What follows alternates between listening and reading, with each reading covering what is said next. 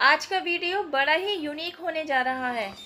अगर आप इस वीडियो में दिए गए मैसेज को अच्छे से समझ पाते हैं तो आपकी लाइफ की तकरीबन 99% प्रॉब्लम्स खुद ही दूर हो जाएंगी। यह अकेला एक ऐसा टॉपिक है जिसके बारे में जानना आपके लिए बहुत ज़रूरी है। इस टॉपिक को मैं बड़ी गहराई में जाकर आप लोगों के साथ डिस्कस करने वाली हूँ, क्योंकि आप यह समझने लगे हैं कि आपके जीवन का उद्देश्य सिर्फ यही है कि आपको अपने परिवार जन को सुख सुविधा देने के लिए पैसा कमाना है और ज़्यादा अच्छा सुखी जीवन देने के लिए और ज़्यादा पैसा कमाना है। एक तो आप इस दौड़ में शामिल हैं, दूसरा आप किन्हीं जगहों पर हार्ट ब्रेक भी फेस करते हैं, सेपरेशन भी फेस करते हैं, इमोशनल हर्ट के साथ भी डील करते हैं। इतना ही नहीं, अपने खिलाफ षड्यंत्र, प्लानिंग, प्लॉटिंग, बैकबाइटिंग, इन सभी का शिकार भी होते हैं। आपके इर्द गिर्द रहने वाले लोग इतना ज्यादा लो वाइब्रेशन से डील करते हैं कि आप चाहकर भी खुद को हाई वाइब्रेशन में रख ही नहीं पा रहे होते हैं। इन्हीं सब चीज़ों की, इन्हीं सब सिचुएशंस की उधेड़ बुन में आपने खुद को इतना डुबो दिया है कि आप यह भूल ही बैठे हैं कि आप इस जीवन में कितना महत्वपूर्ण रोल प्ले करने आए हुए हैं। जी हाँ, आज मैं आपको इस वीडियो के अंतर्गत उस महत्वपूर्ण रोल को याद दिलाने की कोशिश कर रही हूँ जिसे आपके द्वारा ही निभाया जाना है। और इस बात की शुरुआत होती है आपके एंसेस्टर्स से। आपने समझना है कि आपके ब्लड लाइन में ऐसा कौन सा पेन है जिसे आपने अननोइंगली कैरी किया हुआ है। इसी महत्वपूर्ण भूमिका के अंतर्गत आपको न केवल उस पेन को ढूंढना है, बल्कि आपको आपके एंसेस्टर्स को इसी पेन से फ्री कराना है और खुद को भी हील करना है। एक बार जरा ब्लड लाइन की साइकिल को समझ लेते हैं, ये किस तरीके से चलती है। आज हम बात कर रहे हैं उस मेजर रोल को प्ले करने के बारे में जिसे आपके द्वारा प्ले किया जा रहा है। यहाँ आप खड़े हैं, आप जिस ब्लड लाइन में आकर शामिल हुए हैं वहाँ और कौन कौन शामिल है? आपके माताजी और आपके पिताजी। और थोड़ा पीछे आ जाए तो हमें पता चलता है आपकी मम्मी के भी माताजी हैं और पिताजी हैं, और आपके पिताजी की तरफ भी दो ब्लड लाइन चलती रही, एक मम्मी की तरफ से, एक उनके पिताजी की तरफ से। और नीचे आए तो हमें पता चलेगा यहाँ आप खड़े हैं, आपकी मम्मी है, आपकी नानी है, आपकी नानी के भी मम्मी और आपके नानी के भी पापा। और यहाँ आपको पता चलता है आपके नाना जी की मम्मी और आपके नाना जी के पापा। यहाँ आपके फादर की ब्लड लाइन चल रही है, जहां से हमें पता चलता है आपके फादर की मम्मी और आपके फादर के पापा। और नीचे जाएंगे तो आपको पता चलेगा यहाँ आप खड़े हैं, आपके पापा हैं, आपके दादी हैं, आपके दादी की मम्मी और आपके दादी की मम्मी जी और आपके दादी के पिताजी। यहाँ आपको पता चलता है आपके दादा के पिताजी और आपके दादा की माताजी। ये अभी आपकी मम्मी की तरफ की ब्लड लाइन और आपके पापा की तरफ की ब्लड लाइन है। ये सारे ही आपके एंसेस्टर्स हैं। अब अगर आप मैरिड हैं, आप मेल फीमेल कोई भी हो सकते हैं, तो आपका बेटर हाफ जो है वो आपका हस्बैंड और वाइफ कोई भी हो सकता है।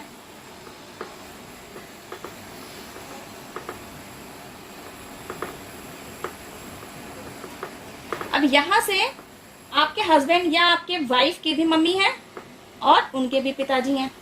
अब आपकी जो सासू माँ है उनकी भी मम्मी है और उनके भी पिताजी हैं। और जो आपके ससुर हैं उनकी भी मम्मी है और आपके ससुर की भी पिताजी हैं। तो यानी ये आपके एंसेस्टर्स हैं, ये आपकी ब्लड लाइन की तरफ के एंसेस्टर्स हैं और ये आपके हस्बैंड की तरफ के एंसेस्टर्स हैं। अब क्योंकि ये आकर आपसे जुड़ गए, इनकी ब्लड लाइन भी आपसे आकर ही जुड़ जाती है।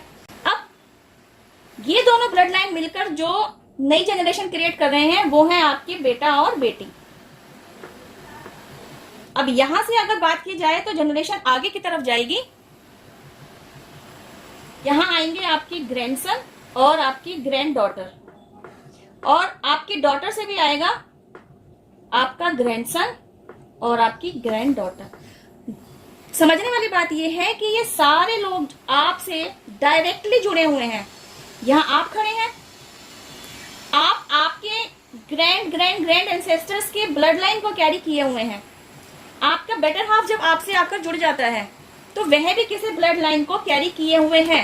ये दोनों ब्लड लाइन मिलकर जिस प्रोडक्टिविटी को क्रिएट कर रही है वो है आपके बच्चे, आपका बेटा, आपकी बेटी और आपके ग्रैंडसन और आपकी ग्रैंड डॉटर। गाइज, आप इस वीडियो को स्टार्ट को समझने के लिए जूम की हेल्प भी ले सकते हैं। अब समझते हैं आप अकेले नहीं हैं, आपके और भाई बहन भी हैं। लेकिन क्यों आपके ही दिमाग में आपके एंसेस्टर्स की हीलिंग की बात आई? क्यों आपके ही दिमाग में यह थॉट आया कि आपको आपके एंसेस्टर्स के हीलिंग के लिए कदम उठाना चाहिए, आपको आपके एंसेस्टर्स के हीलिंग के लिए कुछ काम करना चाहिए? इसका एक बहुत बड़ा कारण यह है कि आपके सभी एंसेस्टर्स द्वारा आपको इन सभी एंसेस्टर्स की चेन को हील करने के लिए चुना गया है। यानी you are going to play an important role to heal your all ancestors. तो आए हैं ना आप पृथ्वी पर एक बहुत बड़ा रोल प्ले करने, एक बहुत ही महत्वपूर्ण किरदार प्ले करने। मैंने अपनी कई वीडियोस में इस बारे में बताया भी है कि you are the chosen one. आप इस पृथ्वी पर बहुत ही बड़ा कार्य करने आए हैं। तभी ना मैं आपको अपनी हर वीडियो में समझा रही होती हूँ, you are playing an important role. आप एक बहुत बड़ी भूमिका को निभाने यहाँ आए हैं। अभी आप समझिए, आपके पास सूक्ष्म शरीर भी है और आपके पास स्थूल शरीर भी है। सूक्ष्म शरीर यानी स्पिरिचुअल बॉडी और स्थूल शरीर यानी फिजिकल बॉडी, मतलब वह मानव शरीर जिसे आपने धारण किया हुआ है। मेरा ही एग्जाम्पल ले लीजिए, मैंने मीना सागर नाम का कॉस्ट्यूम पहना हुआ है और मीना सागर क्योंकि अभी जीवित है तो वह अभी स्थूल शरीर में है। तो यहाँ से आप भी समझ लीजिए कि आपको भी अपने सूक्ष्म शरीर और अपने स्थूल शरीर दोनों के लिए काम करना है। अगर आप जख्मी हैं, if you are suffering from any kind of wound, तो आपके जख्म के लिए आपको हीलिंग की जरूरत है। अब अगर वह जख्म आपके स्थूल शरीर पर है तो यू नीड अ डॉक्टर, और अगर आपका जख्म सूक्ष्म शरीर पर है then you need a healer. तो आप अपनी ब्लड लाइन को हील करते हुए एक हीलर की ही भूमिका निभा रहे हैं। You are a healer. पहले समझ लेते हैं कि आपको हील क्या करना है, फिर समझेंगे कि आपको हीलिंग प्रोसेस क्या अप्लाई करना है कि आपके एंसेस्टर्स को हीलिंग सेंड की जा सके। इस कंसेप्ट को हम वहां से समझना शुरू करते हैं जहां से आप इजीली समझ सकते हैं। यहाँ आप खड़े हैं, फिर आपके पापा खड़े हैं, आपके पापा की मम्मी यानी आपकी दादी और आपके पापा के पापा यानी कि आपके दादाजी। साइकिल और भी आगे जा रही है, लेकिन शायद ही आपको इन लोगों के नाम तक भी याद हो। आपको आपके पापा का नाम याद होगा, आपको आपके दादी का नाम याद होगा, आपको आपके दादाजी का नाम भी याद होगा, लेकिन और पीछे आ जाए तो आपको इन सब के नाम याद नहीं होंगे और न ही आपके घर में इनकी कोई तस्वीर भी मौजूद होगी। आप मेरी बात को इस तरीके से समझ पाएंगे, जब आप श्राद्ध करते हैं ना और अपने पूर्वजों के लिए ग्रास निकालते हैं, तो आपके जिन पूर्वजों के नाम आपको याद होते हैं उनके नाम लेकर आप उनके नाम की ग्रास निकालते हैं। लेकिन आपके जिन पूर्वजों के नाम आपको याद नहीं है, आप उनके लिए भी ग्रास निकालते हैं। यह ग्रास आपके भूले बिसरे पूर्वजों के लिए है, ऐसा कहकर आप उनके लिए भी ग्रास निकालते हैं। तो इस वीडियो में अभी हम आपके ग्रैंड मदर और ग्रैंड फादर से टॉपिक उठाएंगे। इसी टॉपिक में आपके ग्रैंड मदर और ग्रैंड फादर की हीलिंग भी शामिल हो जाएगी। इस वीडियो में मैं आपके ग्रैंड फादर की तरफ से एक स्टोरी डिस्कस करने जा रही हूँ। तो इस स्टोरी को आप अपनी लाइफ में चल रही सिचुएशंस के साथ रिलेट कीजिएगा और वीडियो में दिए जा रहे मैसेज को समझने की कोशिश कीजिएगा।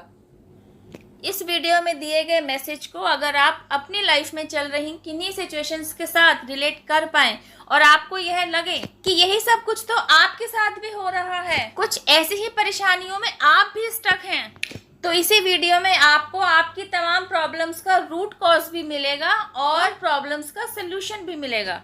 स्टोरी चल रही है आपके ग्रैंडफादर की। आपके ग्रैंडफादर की है 4 सिस्टर्स। अब इन 4 सिस्टर्स के साथ आपके ग्रैंडफादर की ट्यूनिंग बहुत अच्छी है। अब आपके ग्रैंडफादर की 4 सिस्टर्स हैं, तो आपके ही ग्रैंडफादर के और 3 ब्रदर भी हैं।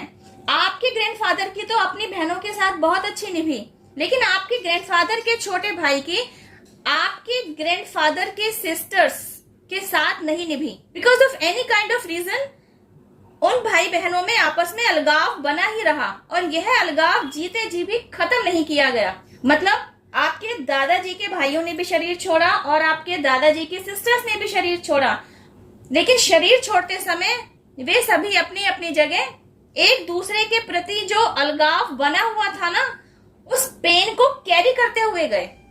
तो ये जो आपके एंसेस्टर्स शरीर छोड़कर चले गए ना, तो यही वो स्टेज है कि आपके एंसेस्टर्स को हीलिंग चाहिए ताकि वे अपनी आगे की सोल ग्रोथ पर अग्रसर हो सकें। तो अभी तक आपने क्या समझा?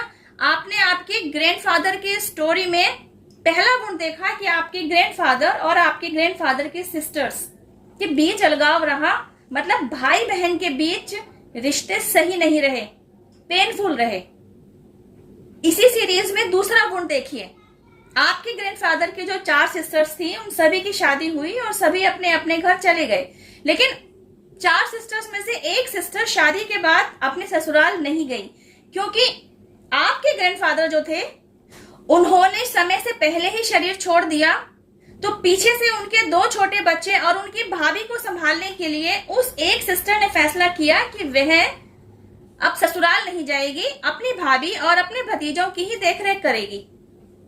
यह त्याग बहुत बड़ा त्याग था जो उस सिस्टर ने अपने भाई की बीवी और उनके बच्चों के लिए किया। अब यहाँ से वक्त आगे की तरफ बढ़ता है और यहाँ आपकी ग्रैंडफादर का रोल खत्म होता है और यहाँ से आपके फादर का रोल शुरू होता है। और आपके एंसेस्टर्स की ही ब्लड लाइन में आपके फादर के यहाँ आप जन्म लेते हैं। यूं तो आपके ग्रैंडफादर से आपके फादर की तरफ और आपके फादर से आपकी तरफ साइकिल आगे की तरफ बढ़ ही चली है, but nobody knows about it कि इसी साइकिल में पीछे की तरफ मतलब आपके एंसेस्टर्स की तरफ एक वुंड कैरी हो रखा है, जो कि है भाई और बहन के रिश्ते के बीच अलगाव और जिसको की हीलिंग की जरूरत है, but nobody knows about it ना। अब आपके पापा की लाइफ में आपके ग्रैंडफादर की सिस्टर का रोल उन्होंने बहुत अच्छे से प्ले किया। आपके पापा को पढ़ाया लिखाया, आपके पापा की शादी कर दी, फिर उसके बाद जहां आपका भी जन्म हुआ तो यहाँ आपके फादर की फैमिली आगे बढ़ चली। फाइनेंशियल इशू तो हर जगह खड़ा होता है, तो आपके पिताजी भी फाइनेंशियल इशू को फेस कर ही रहे थे, लेकिन यहाँ जाने अनजाने उनसे और भी त्रुटियां होती चली गई। हुआ क्या, आपके ग्रैंडफादर की सिस्टर को जो प्यार, जो इज्जत, जो केयर, जो अटेंशन, जो रिस्पेक्ट आपके पिताजी से और आपके पिताजी की फैमिली यानी कि आपके माताजी, आपसे, आपके भाई बहनों से जो केयर, जो अटेंशन, जो रिस्पेक्ट मरते दम तक मिलती रहनी चाहिए थी, कहीं ना कहीं उसमें कमी आई और कमी आती ही चली गई। और इस कदर कमी आई कि उसने भी ना एक वुंड का रूप ले लिया। आपके ग्रैंडफादर की यह सिस्टर जिसने आपके ही पिताजी के लिए और आपकी ही दादी के लिए इतना बड़ा त्याग किया कि शादीशुदा होने के बावजूद अपनी गृहस्थी का मोह त्याग दिया, तो वे जब पेन में आई ना, वे अपने पेन को आपके पिताजी के साथ शेयर नहीं कर पाई और अंदर ही अंदर घुटती रही और इसी पेन के साथ उन्होंने भी शरीर छोड़ दिया। अब आपके पिताजी की तरफ 2 वुंड कैरी हो रखे थे, एक तो भाई बहन के बीच रिश्तों में अलगाव और दूसरा फीमेल पर्सन को केयर, अटेंशन, रिस्पेक्ट, प्यार, इन सब का ना मिलना।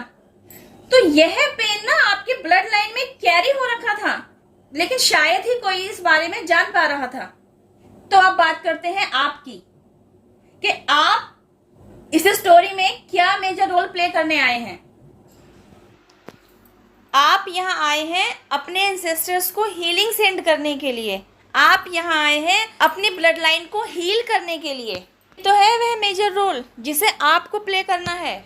आपके द्वारा निभाई जाने वाली महत्वपूर्ण भूमिका में एक्चुअली 2 कार्य पूरे किए जाएंगे। एक तरफ आप अपनी ब्लड लाइन को हील कर चुके होंगे और दूसरी तरफ आप आगे आने वाली जनरेशन के लिए कर्ज फ्री एनवायरनमेंट तैयार कर देंगे, जहाँ खुशियाँ ही खुशियाँ होंगी, जहां मनी, अबंडेंस, प्रोस्पेरिटी की कोई कमी नहीं होगी।